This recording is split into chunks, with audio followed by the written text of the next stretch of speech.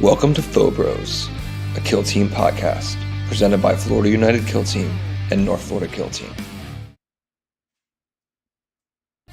Welcome to PhoBros, a Kill Team podcast presented by Florida United Kill Team and North Florida Kill Team.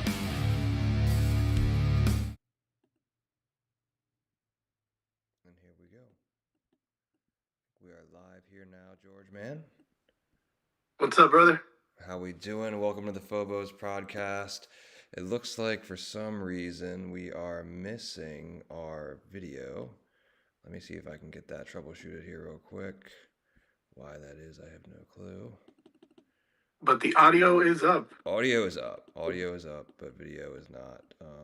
Welcome, everyone, to the podcast. My name is George of Six-Sided Paradise. I am joined today by my good friend, Cameron. And I am trying to figure out why our video is not working. We might just be videoless for this one, though. Let's see if we can get something going here. What's it look like on the actual stream side of things there, George? I cannot see it from here, so I think we're just rolling with what we got. As you can see, we're missing tonight our ship captain, Eric. He had some due diligence at work to deal with, so he's missing out tonight. And Cam is trying to steer the helm as best as he can. I completely failed, but that's okay. This is a podcast. You guys are here to listen to us talk. You're not here to look at our faces a bite. We are pretty people, I say. So we're going to just rock and roll without the audio tonight, and we're just going to have a nice conversation. George and I got a lot to talk about. We have a nice... George and I don't get to talk too much, and that's because Eric speaks a lot. That's okay, because we love him, and he has lots of great takes to go with. So tonight is a very special time. And yes, we got Meow Witness. He's in the chat, and we hear you, friend. I'm seeing that we have a completely black screen, and I don't know if there's anything I can do to fix that at the moment. For some reason, our streaming software is saying F you to the PhoBros, and I think we're going to be rocking out with just audio tonight. So stick around if you want to hear us talk. We have a lot of fun stuff to talk about. And I see you there as well. Dr. Zero Hour, I hear you. We got no video feed. We are with it. It's just not happening tonight, boys. It's not happening. So if you want to hang out with us and listen to us talk, we're getting into it right now. And this is actually kind of a cool episode for George and I. This is episode 10 for us. Yes, sir. This is our 10th episode here as the PhoBros. We're very excited to be here for episode 10. Very excited. We've had, I think, a great year running out the year with the podcast. We've definitely grown a lot from our first episode. We've had some cool cats on here. Very cool cats. And we've just been chatting it up, getting to hang out at least once a week is very nice. Get to see you boys a little more often. Yeah. Oh, yeah. Since I live all the way down here. Absolutely. Yeah. Hey, it looks like our video feed is back up. We got faces. Yeah, it's working now. Don't know why. We're live. Happened. Yeah, somebody just let me know. Okay, they're happy. Meow Witness is very happy. I mean, I'm happy too. What a rough start to Eric disappears for one night and George and I crash completely. It's okay. We got it rolling. We're here. Like George was saying, it's been really awesome. Never ever thought I'd do a podcast. Never was on the prerogative for me to be able to do a podcast. But it just kind of came about really through you and Eric. And, 10 episodes in, I couldn't be happier with where we've been at. Like you said, we've had a lot of great guests. We've had a lot of fun conversations. And, there's nothing really I can say bad or any better. This whole podcast idea was, me and Eric had it way back after I had met him. I think we went to like 2 tournaments. We went to the one at Punk Outer and we went to another one at Warp Fire. And we're like, dude, we got to start a podcast. And we've been like a whole year trying to get it together, really. And then when you joined the scene, we're just like, Cameron is the missing piece to the puzzle. Hell yeah. He's just like what perfects it. And then that's when, I noticed that you were playing PhoBros at that Warfire tournament I went to when I met you. And I was like, oh, Cameron is goated. He's goated. officially. coming in hot Because you were with playing PhoBros. Phobos when they were like on the down end. Oh yeah, nobody really cared about him. I think I called him at a funny time, but I just liked the Yeah. team. That was before I knew anything about Kill Team. I just Mm. started playing the game. I picked a box of guys that I thought looked cool. I'm seeing also now, just a sidebar, that Meow Witness is your wife, George. I didn't know that. Yes. Yes. Holi-Bros' wife. She just let me My know kids in are the watching. chat. The I, kids are the watching. kids are watching. I remember that. And Dr. Zero Hour says he remembers that 22 and all the crits Yes. that got him. Yeah, sorry, Zach. Um, yeah, we love Zach. He's always here in the feed with us, hanging out. Um, yeah, it's been such a great year. And I think one thing we want to talk about was just kind of like looking back at this year of Kill Team. So George, why don't you give me your rundown? You know, I know you kind of had been on a break the past few months. New baby in town. You know, these are way more important things than toy soldiers. So, but outside of that, you know, in your year of Kill Team, what do you think is like your kind of recap? What's your breakdown? What was good for you? This year I've been all over the place. I was really bummed at the beginning when I've obviously Phobos was gonna get phased out. So I was like, well, I'm losing my main team that I usually play. Um, and I was really praying that GW would throw us a bone with another elite, team after they just gave us Death Watch and all this. And I was like, man, if they give us another elite team, that'd be great. But especially because we had like Rekkas and so many cool teams come out this year. I was hoping that we'd get some sort of Phobos replacement, and man, I was kind of down in the dumps in Kill Team, and then this team came out, and my cups rejoice, filleth over with love for the game again. I am so happy with the Wolf Scouts. I think the team is phenomenal. And unfortunately, yeah, this year I not unfortunately, but I had a baby and I haven't been able to get as many games in. So I don't have a lot of Kill Team under my belt this edition, but I'm very excited to still play the game, and I'm very grateful for everything and everyone in this whole community, Yeah. for sure. Yep. Honestly, me too. I mean, it's been one heck of a year. Quoting Zach again in the chat, he's very active right now, so I'm gonna keep giving him some love. And he said that he feels like he got overloaded with a lot of tournaments, especially towards the end of the year, but it's been fun. Yeah. I think I could. And he also is feeling like Exaction Squad's in a funny place at the moment. We can kind of talk about that also in a minute. Oh I yeah, for sure. agree with that as well, Zach. I think there's a lot of teams that are in funny places.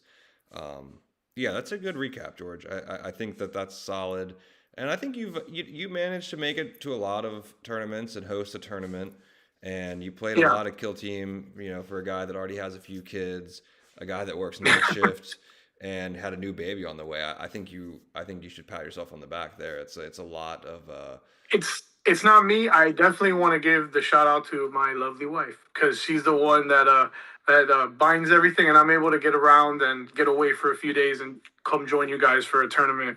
She kind of holds it down at the fort. yeah. No, that's So it's really I'm really blessed to have been able to get as much Kill Team in that I did this year, and oh yeah. I'm only hoping that next year looks just as good. Yeah, man. No, that's incredible.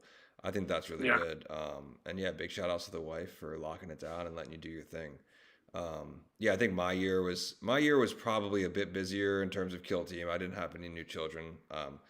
My one is just four, and I had plenty of time on my hands to do all the Kill Team stuff. Um, you know, I think starting out this year, you know, my first tournament I went to was Magnolia. Mm, So first Warp Fire tournament for me, first tournament at all.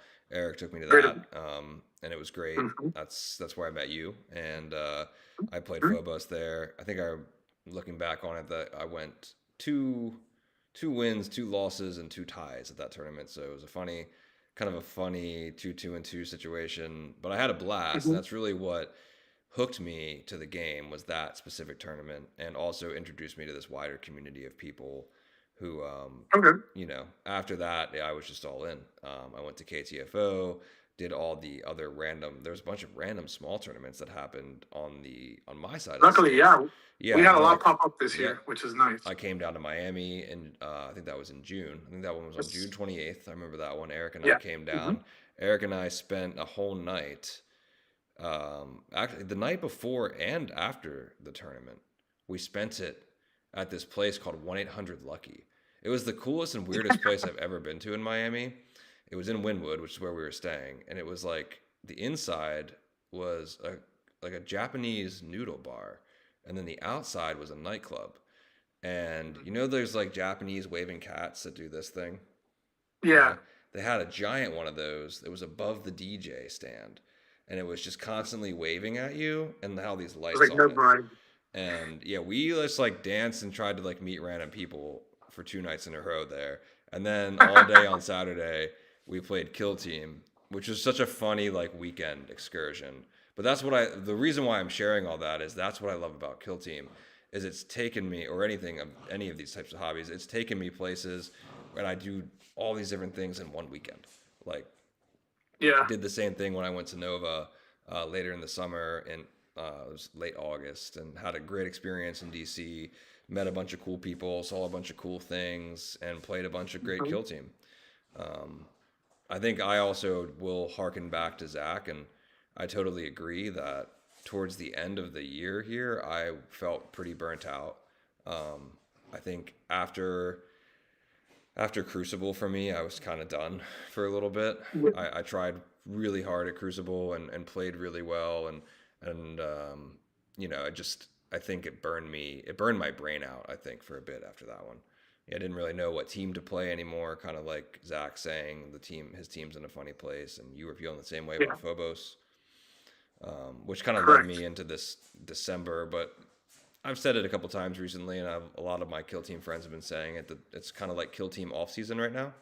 So it's a good time to be burned out on Kill Team if you're feeling any sort of, I don't want to say burnout, but if you're feeling like you're on a chill spot with Kill Team right now, I think it's kind of the natural way of things. Yeah, especially I think around the holiday season, you have a lot of stuff going on. Other than Kill Team, there's a lot going on. So people just tend probably to shy away from the hobby and the whole wargaming aspects in general. Yeah, no, I completely agree. And it's winter, it's holiday, like you just said, it's busy. Everyone's doing something. So Yeah. but yeah, I mean, year in review for, at least for me, for a first time player. This is coming into the end of my first year of being in this Kill Team community, and I have no complaints, and I'm pretty ready to hit the ground running in 2026 now. I plan to go to a lot more tournaments outside of Florida this year. I've already planned out pretty much Adepticon, Nova again. I'm gonna go to Kill Scream. I'm gonna go to man. I pretty much have all the big ones on my list. Okay, So that's super cool. yeah, I wanna hit all the big tournaments, and I wanna compete with the best. Those are a lot tougher for us here as Floridians because we have to now not only get a place to stay, but air travel is involved for sure because you're not going to drive to any of those. So you're talking about airfare, you're talking about hotel or Airbnb for the week or the weekend. So that's when it starts to get like you're about to spend over $400-500 to go play Kill Team across the state. I do this funny thing where I like to book my Across the flights country. on a weekday, and then I work during the day during the flight, and then I write the whole thing off on my taxes. Oh, big brain. I work remote. It's like it's that remote work thing you can do. But yeah, you're right. I mean, it is ridiculous to try to organize sometimes all this stuff. You really have to have it locked down. Zach also just said again in the chat that he's wanting to go to Adepticon. I think that was my big one for this year that I really wanted to make sure I made it to. And a big shout out to Mark Meyer, because he also convinced me to come to Cherokee Open, which is the big tournament that they put on with the Vox Dream guys. So I am going to drive up for that one. Okay, cool. It's like up here in North Florida, it's like 6 hours. I've done that drive a couple Oh, it's not that bad. No, I drove to Asheville a few times from here. It's a little bit further. That's my drive to you guys. It's like 5 hours, you Yeah. know. So whenever I come up there, it's like all the way to Ocala from Miami. Is even though you could get a lot of the trip done quickly, you're always gonna hit traffic at some point, and Florida traffic is not fun. Yeah, not fun at all. But it's easier than catching a flight. Apparently, it's really hard to fly into Cherokee Open, from what I've heard. Like, there's an airport From that's what Marco's saying, yeah. yeah, yeah. You remember when he was on here, he was talking Hmm. about it. So yeah, that's my next year. That's what I'm kind of looking forward to is getting out there next year and competing at a higher level than I was able to this year and more frequently.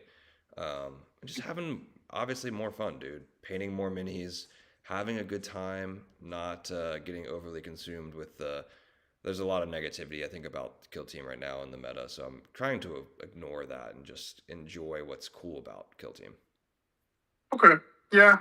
Yeah, there's always you're gonna have those guys that are gonna be down on the game. I was down on third edition when it first dropped, but then I started to play and I've never looked back. I think the game is great. It's in a great place. I'm in love with all the teams that they've been dropping out. Every release feels like it's just getting better. Yeah. Yeah, there's power creep, but I feel like it's better to buff these teams and then tone it down with an errata. Like I think they learned their lesson with making instead of making the team super crap because then no one's gonna want to play them. You kind of gotta beef out these teams so that players take them. We get data, um, and then they could kind of tone it down where they need to. Yeah, I agree with that. I think it's fine. Like I also think too that one thing about the power creep, and we talked about this in the past, is the power creep Mm-hmm. is keeping the game interesting in a way. You know, there's like one thing that I've started doing recently, and you know this because you just shipped me the whole team, was I was looking for something fun to play, so Mm-hmm. I started playing Blooded, and it's funny. Also, I start playing Blooded, and I speak to people about it, and they're like, "Why? They're they're declassified. You can't even play them anymore." And I'm like, "Well, literally, I am playing them. Like, you can still play the team just Correct. because it's declassified. There's actually tournaments that I'm signed up for in 2026 that I can play them at. Like, not every tournament is gonna disallow these teams. Then some people really love these old teams, so there's gonna be people that want to keep playing them. They're not just gonna disappear. But I Yeah. think the reason why I bring this up right now is because I'm playing the team. They're very fun. They have a lot of fun play. There's a lot of synergy. The Fireflight ploys are really awesome. The faction rule is very fun. I think everything about them is fun. They're actually a very good team as well. They're pretty balanced across the board. I've played them into a couple different matchups now. I played them into Goremongers today on a TTS game, and then I played them into Deathwatch. I played them into Angels of Death. I think that's the 3 games I've played so far. Oh wow. Yeah, but the AOD and the Death Watch were really challenging, and Goremongers were also really challenging as well. I played a TTS Yeah. game with my buddy Nino, Nino is Acrylic Astartes on Instagram. If anybody is Oh. familiar, you know him, George. Okay. Yeah. Yeah, Yeah. yeah. He's Nino's the super cool. man. He's one of the best painters I know, and I will always I share think his that. painting is jaw dropping. I don't know if it's his camera or I've asked him. I was like, "What are you doing that I'm not doing?" Because your models look so crisp. You know, his style is simplicity, man. I told him one time Yeah. when I was talking to him that we're snowballing here, but that's fine. We're having fun. I told him one time, and for everyone listening, you know, check out Acrylic Astartes on Instagram so you know what we're talking about here, so you can see what we're hyping up here. But His work his ethic. painting reminds me of like this is a funny analogy, but if the company Apple painted minis, they would paint them like he does. Do you get what I'm saying? Like his minis are Yeah. Like so crisp and clean and minimal, and the design correct. factor is so strong. I think his best thing, and I told him this today, we are talking about it, was his color palette selection is so good. He picks like Yes. 3 colors that are a little bit different than ones you usually see, but they all go together really well. And then he just kind of like organizes them in a perfect way.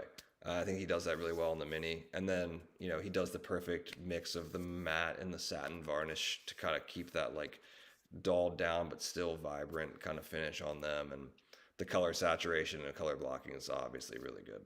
Um, Yeah. I And he played him uses a today lot of on decals. TTS. Like he uses decals on everything. Yep, all of his Like stuff even looks incredible. the microscopic ones, he uses all of them, Yeah, all over his models. And I'm just like, man, this man is so creative, so cool. yeah, and he's a heck of a kill team player. We played a he ran me a sweaty one today. Had a really good game. Oh, okay. Yeah, oh yeah, and he's a heck of That's a kill awesome. team player. We played today, and he had me sweating out with Blooded. I actually expected it though, because I was like, I don't know what Blooded does against Scoremongers. It was very challenging. I had to I had to maximize my ridiculous synergy to get enough kills to actually keep the game in my favor, and it Yeah. only took the win by a few points on him, and Oh really wow. came down to tac op selection on my side versus what he had chosen on his side. He played sweep and clear; it was like a new one for him, and I was Hmm. playing plant devices because blooded don't have great tac op selection. I don't think in the current meta. I think against certain teams they could do route and because they have seek and destroy and they have infiltration. So Mm. seek and destroy could work in their favor in some matchups, but I think generally not. So I was trying plant Yeah. devices, which is a funny one. But the reason why I got into any of this conversation was we started back with the power creep thing, which was that from playing blooded, and seeing kind of the basic layout of the team, while they are very fun, they just can't keep making teams like that. They can't keep dropping like 8 to 12 man teams that just have a plasma and a melta and a comms guy and and a couple warriors and then a leader. I think it's very very cool and I love the team. It's kind of like feels like classic kill team, but Hmm. now we're getting these new teams like Canoptic and this Murder Wing that's coming out, which are so far away from some of these older teams. Yeah. Yeah. I think these new teams, like you said, are so crazy. They're just so different from the original teams with the specialists. Um, but they're definitely you could definitely tell that the power creep is there. Yeah. And I'm actually hoping that we do get one team in the future that kind of rolls back into that specialist line, but doesn't have to be exactly like the old team. But I'm hoping we get another orc horde team, something similar to Commandos. So you would have out in my perfect world of kill team, we have two teams per faction, one elite, one horde, and everything is balanced, right? That's like the perfect world of kill team. So you would have the Rekkas, and then you'd probably have like a commando-esque team with like 10 or 12 operatives. So you'd have the player who wants to play the elite version or the horde version of each team. Because there's a lot of horde teams missing now. Like all the horde teams that we have are from recent release. They haven't dropped anything new. They've kind of just been giving us all this elite goodness, which I'm not going to complain about because there wasn't any elite kill teams other than either like the big Necron team or the big Commando team. So now we're getting all this flavorful elite teams, and you're just like, man, okay, are they gonna switch it back and kind of give us another 12 man, you know, elite Cadia Trooper team or something? Yeah, and that's what's Eventually. fun about them is like, and I had said this today when I was playing them. I was like, oh, feels like a Necromunda gang. Is what it felt like to me. That's what Blooded feels like. The Blooded is a lot like that. Yeah, they're Yeah, they're very. very actually like Necromunda kind of like coded, I think, and a lot of like, especially with how like easy it is to like do something so dumb, like it's like, oh, I'm just gonna turn on my explode on death here, and I'm gonna charge a guy in knowing he's gonna die, but the whole point is to maybe kill the enemy with my suicide bomb, and then I roll a one and he doesn't blow up. It's Mm. like so like it happened today. I charged my butcher into a goremonger and I'm like, okay, I gave him 3 APL. I gave him Gaze of the Gods. I'm like, I know you're going to die, but do enough damage to then blow yourself up and kill this Goremonger. And he doesn't blow up. So it's like, but it was funny. And that's why I started playing the team to kind of get me out of that little bit of the competitive slump I got into. I was like, oh, I need just something fun to play. And I'm going to take him to Eric's tournament next month at Kiltona and just Okay. and play Blooded. I like that they have up to 14 guys that you can take, and it's kind of Right. fun. I Yeah. haven't tried it with the GA2 activations with the troopers, but I need to try that. It definitely helps on those missions like loot. Hmm. Like with loot, it's pretty cracked because you would send two troopers up each flank or up the middle flank and up the one of your flanks, and then you could literally send one up to grab a point one turn, then activate the other one and grab the other point right next to it.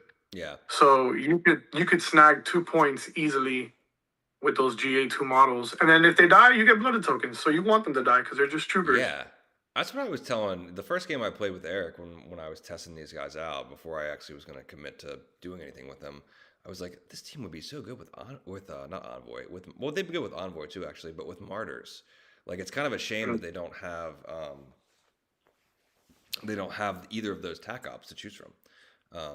But I see also where the thinking is. I think with the with having infiltration on them. So, but yeah, that's what's great about the game is that we have all this stuff, and even if one of your old teams is now gone, you can still play them. They're still around. Correct. They're Um, still there. The rules are there. You just can't technically play them in a Warhammer, competitive event. But yeah, for even sure. our local events, like you mentioned, there's a lot of events that will allow you to play them. Yeah. No, I don't think people are gonna. And I initially was one of those people too. I kind of struggle with this, where I'm like, I don't really want to get in on a team that I can't play at an event that I really care about. Um, Mhm. but and I think that goes for a lot of guys. I think a lot of guys and gals out there who play Kill Team are like, I don't know if I really want to, especially if they haven't played the team before. I think maybe if you're a hardcore fan of one of these declassified teams, then it won't matter to you to pick them up and run them at a quick 3 round RTT tournament on a Saturday. But if you're a player that's competitive, picking up one of these teams and full sending it, I do have a bit of a lapse in my brain where I'm like, do you really want to spend the time painting 20 models? But Mhm. like, yeah, I kind of do right now because I think I'm almost done painting my Felgor, and I'm not going to jump into Wolf Scouts quite yet Which are because looking very sick, by the way. I thank you. love all the OSL and your paint style definitely highlights what the Felgor like represented, like that very grim dark look, and the skin is very like pale, but not really. It has all that grime on it. I think it looks very very cool. Thank you, man. Yeah, I was pretty excited about that kind of scheme. That was a funny one where I won that team at Crucible. It was my prize support. And there was like 3 boxes on the table. It was Felgor and 2 Heinrichen Salvager teams, or Hearthkin Salvagers, and I was like, I guess I'll just take the Felgor. I'd never thought about playing them before, but I was like, I don't want these dwarf teams. Sorry, dwarf players. And Short teams. yeah, sorry about that, guys. I just not for me. So I grabbed the Felgor and I brought him home. And I was looking at him. I was like, oh, these guys would look really cool if they were albino. I was just like, I was like, yeah. So that's how that came about. I was just like, I'm gonna make them as pale as possible, then make them all red and grimy with some messed up lacerated skin, and then we'll. I was trying to think of something I could do where I was like, how can I make them glow? And I was like, okay, everywhere they step will just turn into lava, I guess. Was the idea Mm, with that. They're just taking hell everywhere they go.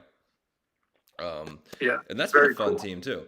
Like I've had a great time not only painting and playing them, and I think that will be the competitive take for me for a while. I think will be Felgor until something else pops up. Okay, And I think that's very cool. you're going to be all in on your Wolf Scouts for a bit. Yeah, for now, I'm very high on the Wolf Scouts. I keep looking over my shoulder, and I really want to play Death Watch as well because I think Death Watch is a very cool team. And I mean, I haven't even gotten to, I've only played them twice, so I haven't even gotten to take a real crack at them and understanding the team and the rules. But I'm definitely high on these Wolf Scouts right now. I Yeah. feel like I know the team really well for the few times I've gotten to play, and this last week I got a game in with Dyron. I actually got a game in. Good Yeah, how'd boy, that slow go? boy And how Dyron. is he doing? Yeah, he's doing pretty good. He's Yeah. been real busy over the holiday season, but he was able to come by the other day at night, and we hung out till like 2 in the morning playing Kill Team in Nice, the backyard. So it dude. was very fun. That's in the backyard. Nice. I love an outdoor kill team session. That's sick. Yeah, yeah. Yeah, I haven't seen Dyron since Crucible. Me and him ran a extremely sweaty day 2. We were sitting. I think he was at like 5th place, and I was at 6th. We were both undefeated. We ran a crazy sweaty game. Still one of the hardest games I've played in a long time. When I think about challenging games like that. Dyron Yeah, is really good at Kill Team. He Dyron doesn't always podium runs my often, gambit, dude. but he is. I've been to a lot of events with him, and he's always one of my top players. Either he's like top 5 or for sure top 10. He is always kicking butt. I don't know if it's because he's so slow or I think honestly it's because he really understands the game and he really could break down the rules well. He He's very calculated with his That's plays. what I was gonna say. He's meticulous. He's like his attention to Yeah. detail in the moments that count are actually really amazing. And that's what the two. I've only played him twice, and both games were Mm, very, very, very hard. yeah. 2 extremely challenging games that I've played. The one at Crucible, he had it 100%, and one good dice roll in my favor kind of took the game. When that's still kill team. That's any of these dice Mm-hmm. games. But yeah, Dyron's a killer, dude. I also him playing slow does fuck with a lot of people. It actually fucks with me. I'm a pretty fast Coolest player. dude ever, though. Love you, Yeah, Darren. coolest You're dude the ever. best. But the slow play, like if you're a fast player, like and you have to go play Dyron, forget it. You're gonna lose that game mentally so fast. Yeah, He's gonna be I'm all inside your about the head. momentum and the snowball, and Dyron's gonna sit back and Eric's in the chat. We like Eric we is like in to the rib chat Darren right a now, little dude. bit here because Eric every is in the event we chat. always go to, they're always like, he's cutting it on time, or they're kind of like, come on, you gotta finish. So if anyone's wondering, Darren's used to it. Yeah, he's so used to it. I made him. The funniest thing about our game of Crucible actually was because the game meant a good amount in terms of the tournament at that point. So I made him play on a chess clock, and he ended up with more time than me. No way. He got in my head so bad, and the game went so slow by turn 3 that I then was taking forever. Eric's in the chat, and he says that Dyron hits the Benjamin for 0 CP, and that he's driving responsibly. Dude, yeah, that's funny. But yeah, dude, I think let's wrap up that talk there. I think it's been, like we said, it's been a great year of Kill Team. Yeah. Everyone's in a very happy place, I think, with it. Everyone's got teams they like. We're all excited about what's coming next. Everyone's pretty excited, I think, for Sisters and Murder Claw. We're very excited. Murder Claw. Yes, 100%. I think it's actually Murder Wing. Murder Wing, I think. I Yeah. keep calling it Murder Claw Death though, Wing. because I'm thinking like Nemesis Claw. That's what it is.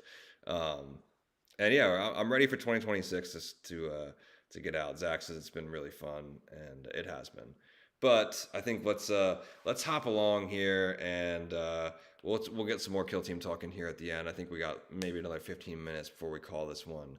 Let's hop into a little bit of holiday conversation. What we had kind of talked about. I don't know, George. Give me a quick breakdown. What's your holiday thing? What's your holiday movie? What's your weird holiday take? What you got? My like a tradition that I do by most every year. I think I've done it. I don't even know since how long. I usually watch holiday movies all of December. So I'm like rewatching Home Alone, National Lampoon's Christmas Vacation, Jingle All the Way. I'm watching the classics all year round, over and over on repeat. Elf, The Grinch.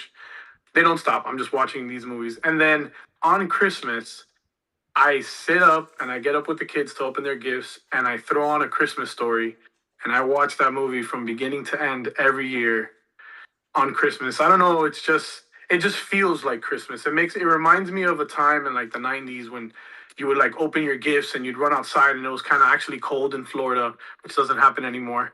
And you get to like go ride a bike or, play with like a baseball glove or something, like anything.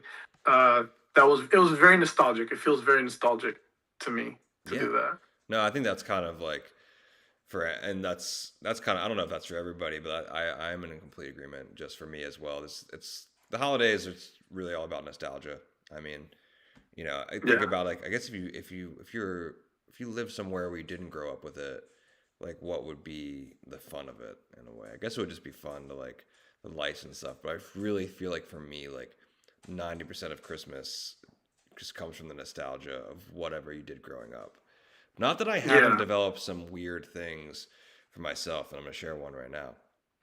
Okay. As an adult, and this is one I haven't submitted my family to this yet, and I thought about doing it this year when my parents are in town, because I feel like I want to submit them to this. But a movie that nobody knows is a Christmas movie that is pretty funny to me, and I guess you could argue it's not a Christmas movie, but it does take place during Christmas, is Prometheus. I don't know if you've seen that movie before. Have you seen Prometheus? Prometheus with which one's that? Was that the Alien movie? That's the first Alien prequel where things just go totally No wrong. way.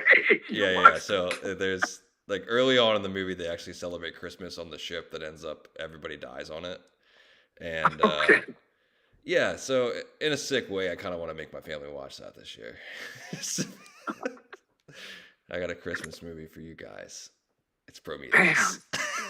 But that's my hot, hard take Christmas movie is Prometheus. I know everybody loves You're, to say Die Hard, which is sure that's a Christmas movie. Mine is you're over definitely here a. watching Prometheus, and I'm watching like Klaus. Oh yeah, but like I watch it once. It's like a one and done. But it's a Christmas Yeah, movie. It's a Christmas movie, but it's funny.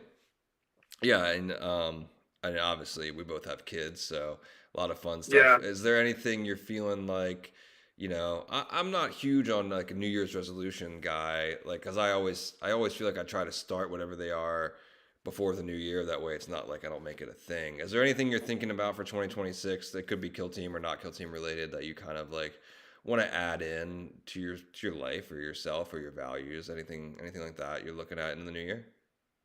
I think I'm just hoping to get better at everything that I'm doing. I'm very content with everything that I have going on right now in my life with the family and work and the podcast and Kill Team as a competitive player. So I just hope I could hone in on everything and kind of take the reign and really get better at being a dad, get better at being a Kill Team player, get better at editing the podcast and banging out these episodes with you guys.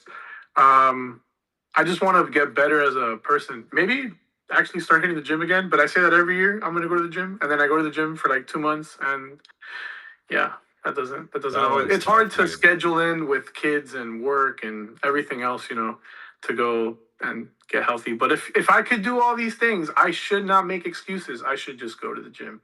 My wife is probably looking at me like, yes, you do need to go to the gym. Nice. Well, that's one of the ones where that's why I never make that one a New Year's resolution. Yeah. I've been pretty consistent on my workout game for this past year. And that was a big thing for me last year was committing to that, but I committed to it before New Year's last year. And it's one of those things, dude, where you just can't say it. You just got to do it. I wish if I lived with Eric, I'd totally be hitting up the gym with him because I want to be jacked like my dog, my full bro Eric. But it's hard. I know he's He very stays meticulous consistent. on what he eats and everything. So Yeah, he stays consistent and he eats a solid diet. It's a big part of his life. I'm not nearly as good as him with it. For me, yeah. it's really more of the mental health for me, actually. Not mental health, but the mental boost I get from it. It helps me just kind of keep my focus and keep my clarity and keep my spirits in a good place. Okay. Um, but yeah, I think I'm with you though, just on like what I want to do next year. I actually wrote down two things today that I was like, these are two things I want to change slash add in the next year. One of them was like phone time cut down. I want to be like off my phone as much as possible next year in terms of like Okay. scrolling. Like the much time I spend scrolling is just it's starting to bug me, and I lose track, and then I actually feel like a negative emotional reaction to like time spent on my phone, which that's how I'm knowing like okay I gotta fuck off with this one. The second thing, kind of similar to you, is like always looking to improve as a dad with my 4 year old, and I actually feel like I have so much of that covered, but I think like as I go into this next year, I want to look to see like where I can be more present and impactful with her. Whether hmm that is just more things that her and I do together, like completely in the moment, or if it's going to be more things that like I get scheduled for her to do, like a couple extra curriculars that we can add to the schedule. This year I think she probably would have liked to have done a few more sport type events, so I think we're going to look into that for next year to keep her busy. I want to make sure that she just like that nothing that she should have in her quote unquote like best childhood situation isn't being missed. I see you. I think, dude. I think the fact that you're even thinking about it shows that you're already stepping up more as a dad. So just do exactly that. Take her to some sort of either extracurricular activity. I always think martial arts is great for girls and boys because it teaches you respect and it also teaches you how to defend yourself. And Yeah, we love our princesses, and the last thing we want is them to get hurt. So if they knew how to judo throw someone, that'd be that great. is pretty sick. Yeah. Yeah, that's pretty sick. So, but definitely anything that I think being as a dad, I've learned that being present, being there for them is the most important thing, Yeah, and just trying to give them as much attention. Sometimes we have so many things going on in our lives, just like you mentioned, doom scrolling is a thing. It happens to me all the time, um, but I feel like as long as we're present and we're aware of what we're doing and we're trying hard, we're doing the right thing. Yeah, I think that's really the most important thing in life Yeah. at all, man. I mean, even with Kill Team, it's so important to be present and impactful with what you're doing in the game. Kill Team taught me a lot Hmm. about critical thinking this year, and being present and controlling my reactions to things in my head. Like a funny thing about Kill Team that you wouldn't really think about. Like I tried to explain this to someone the other day, like how much this game is actually how much of it I've been able to take into my actual life. And I guess it really doesn't make sense unless you've played a game like this. But I learned a lot of this from playing chess when I was younger as well. But like one thing, and I used to lose a lot of kill team games when I first started playing because something bad would happen to me in the game, and then I would like shut down because I would not know what to do next, and my emotions would kind of take over, and I would be like so fixated on like this thing that just happened to me that it wasn't even in my control. Like somebody Hmm. coming up and ripping a double kill, or my game plan falls through because I go to kill somebody and my model gets wrecked, whatever it was, and Yeah.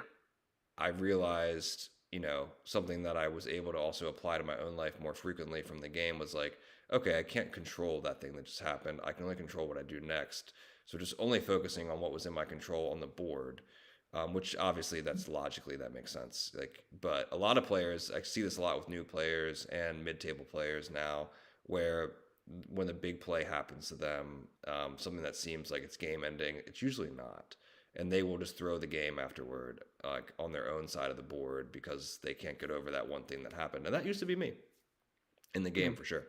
And I got through that and taught myself some good critical thinking skills within the game, which also I've applied, I think, to my life as well in some ways, just focusing on really what matters most. Yeah. But dude, that was an awesome little tidbit. Not kill team related, but man, do I love some positive reflection and some positive forward thinking as we close out this year. I do wish Eric was here to share in this. I'd like to hear what he had to say, but we'll catch up with him on it. He did say in the chat that you were his man crush when you were hitting the gym, George. George is, I'd say George is my man crush now. I kind of got a Gimli thing right now. Yeah. I got the beard growing back. It's getting nice. Yeah, I got dude, some you grays have the coming in, Gimli man. beard going My on right wife has now. been telling me. I think old age is catching up with me, but gotta keep rolling. Gotta keep rolling them sixes with them Wolf Scouts. Oh. Hell yeah, baby. Keep it rolling. All right, well, we're closing in here. Let's do a quick let's jump into play of the week. I got one play. Do you got anything? I got one fun play I'll share. Yeah, I got one. We All do right, one here. real quick. Let's get it going.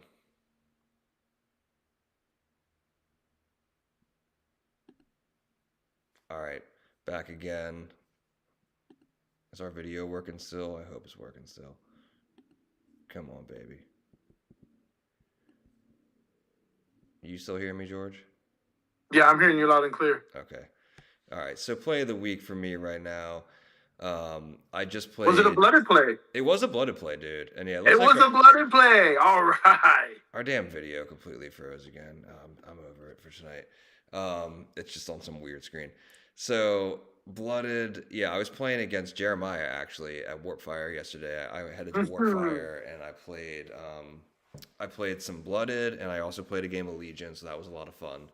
And in my game with blooded, I put myself in a funky position. He was playing Death Watch, which is a not. I mean, well, I out-activate him by a lot, but he double kills the crap out of me. So it's still not a great blooded matchup.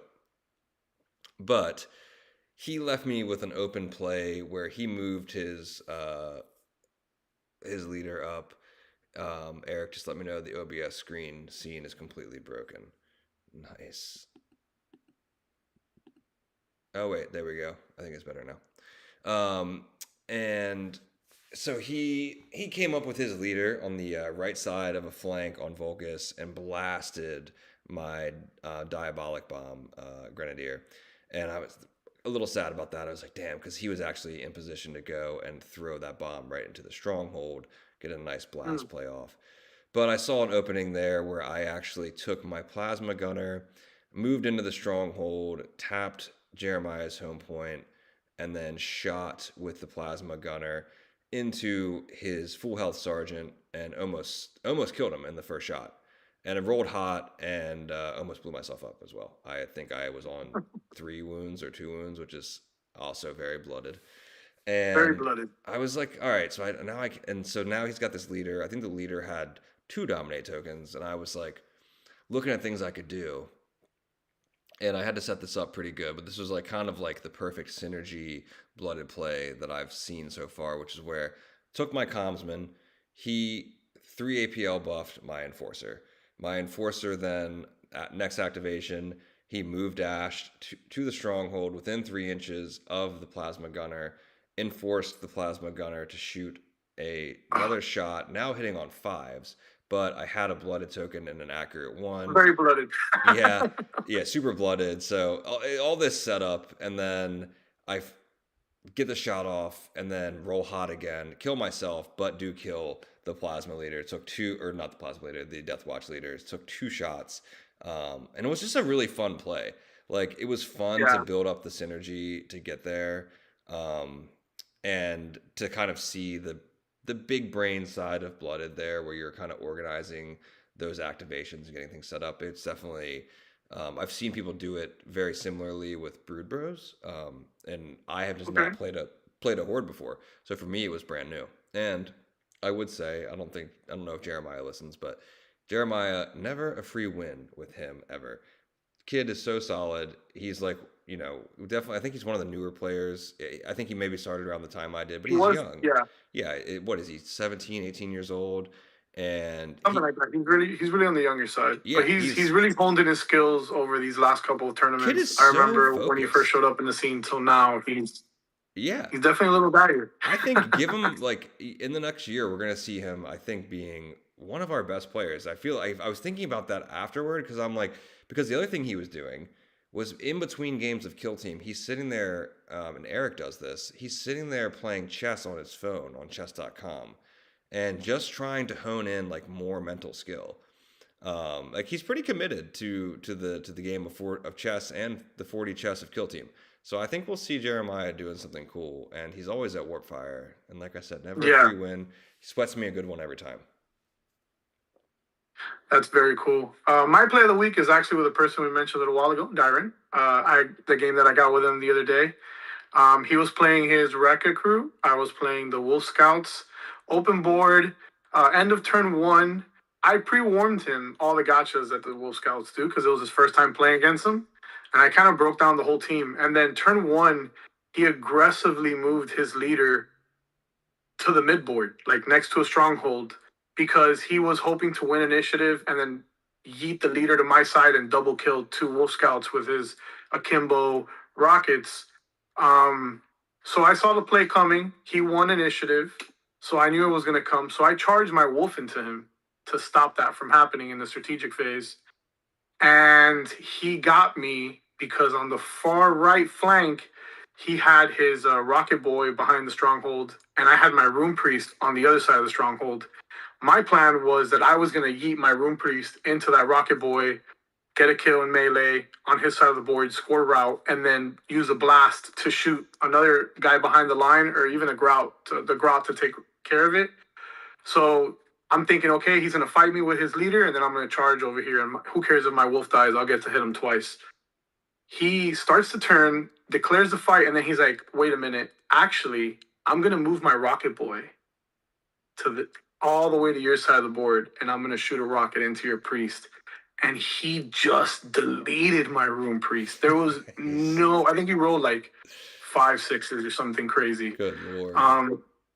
Absolutely devastated me. And then ever since that moment, I was like, oh, this is going to be one of those games where I am fighting for my life. The game was really close. I think he still won 17-14, but he ended up there on when we were like talking back on the game, he realized that we had a few plays that were incorrect on his side, so we kind of ruled it as a DQ. Yeah.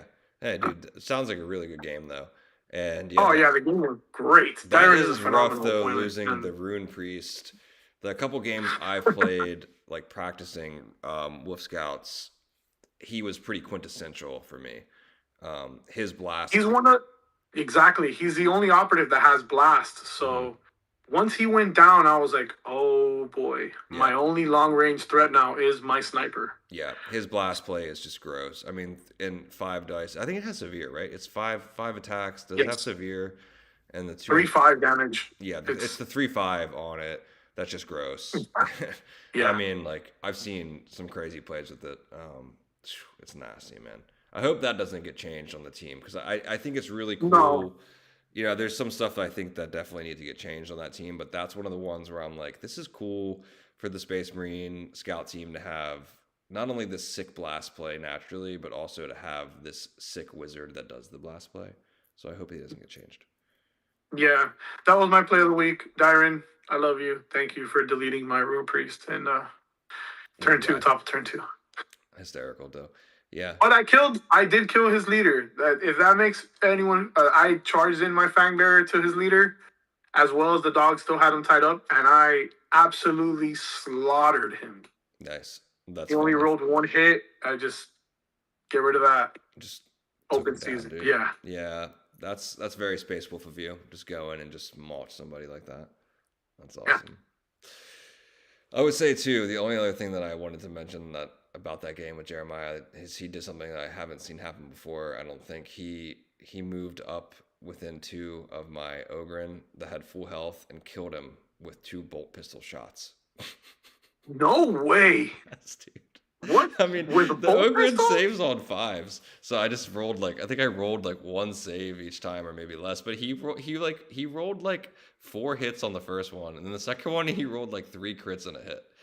And I was and with the bolt pistol, and he did it with his Aegis because I don't know why he didn't. I think the Aegis was wounded, I think, and had a dominate token, so he was avoiding charging me and possibly dying in combat because the Ogren does mulch in combat. Yeah, so, Ogren is that was a good play, but I was my mouth was just dropped. I was like, "Did you just with a bolt pistol?" I was like, "What the fuck, dude?" And he's there yeah. Oh yeah, he's on the other side of the board doing the Jeremiah thing. He's just doing his thing. I'm like, all right, whatever. It was hysterical. It was funny. But all right, dude, let's get into our last bit here. We want to do That's Heresy. You had a topic for us, so let's we also have a great little intro here, so let's rock it up real quick. That's Heresy Brother. Nice. The Christmas hats were a fine addition for this week's That's Heresy, dude. Excellent. I love the music as well. So what you got? What's our topic for this week? Hit me. So I feel like we mentioned earlier, the holidays are a time where you put on your favorite movie and you kind of just kick back, watch it, even if you have it on in the background while you're decorating the house or, putting some gifts together. But I think this, in light of that, I think this week's topic should be, are you a hobby movie person where you put on a movie in the background and you're a video on YouTube and you sit down, hobby then, or do you listen to audiobooks while you hobby? Okay. I don't do either of those things when I hobby. What? Nope. So I'll defend my own thing. I do one thing when I hobby. Okay. So I'll say that audiobooks. Jam out music? Yeah, audiobooks and movies, heresy. The only thing you should do while hobbying, and I think only Ben Campbell will agree with me, is listen to the quintessential 1996 debut album, Queens of the Stone Age. That's the only thing that you should be listening to while hobbying. That is the only thing I listen to while hobbying. I don't know why I do it. I just have this thing where every time I sit down to paint, I put my headphones in and I listen to the first Queens of the Stone Age album, front to back, over and over again for as long as I'm painting for it. Doesn't matter how many times I've done it. That's heresy. That sounds crazy. That sounds like a crazy person thing. I'll put on a movie. I'll throw on, you know what? I dabble in both. I've listened to audiobooks when I paint too. But have I never put on an album and just cover to cover, and then I'm like, you know what? Let me run that back. Yeah. Run that back right now. And then you do that every time you paint? What are you, psychotic? Yeah, dude. It's. I also listen to this album anytime I work out. Oh my god. Black Cat in the chat says any music for him or for me. I think that's a good call. No, that's heresy. I think it's all about throwing on something you're not even paying attention to, and then you kind of look up, you chuckle, and then you kind of go back right at it, you know? Yeah, I just can't because that's heresy to me because it's like you're sitting there and you're painting you're painting your minis, and whatever's on that TV or your phone is just a major distraction. Like when you have when you have the title track from Queens of the Stone Age coming, that is some Silence of the Lambs shit. Comrade Dodo, not true, dude. Not true, comrade. Not Silence of the Lambs shit. You have the debut track on that album just in your ears. You're powering, you're charging forward. You can't knock this till you try it. Go listen to the first Queens of the Stone Age album while you're doing anything where you want some power in your generator. Okay. Don't knock it till you try it. Crazy, but don't knock it till you try it. Heresy to think that you would have to sit there. You're going to listen to an audiobook? I tried that one time. I tried that. I tried that one time. Throw on Brothers of the Snake. Nah, dude. I don't want to listen to a dry-ass British guy read me a book while I paint. Are you kidding? Are you joking me? I don't want to listen to any British Black Library speakers. I tried this when Eric got me into the Red Rising trilogy, which is an excellent book series that's by Pierce Brown. Super sick. I've read the first 3 now. I tried to listen to the second book while I was painting, and the dude that read the book, Heresy. The dry, like British, and he wasn't. The worst part about a lot of these audiobooks I try to listen to is when they don't change the voice for the different characters. I'm like, what the fuck are you doing? Yeah. Why are you reading the voice in the same voice? Discovered on my Audible, it recommended to me because I already listened to all the Harry Potters. Big Harry Potter fan. And they're like, hey, you should listen to this Harry Potter because it's full cast.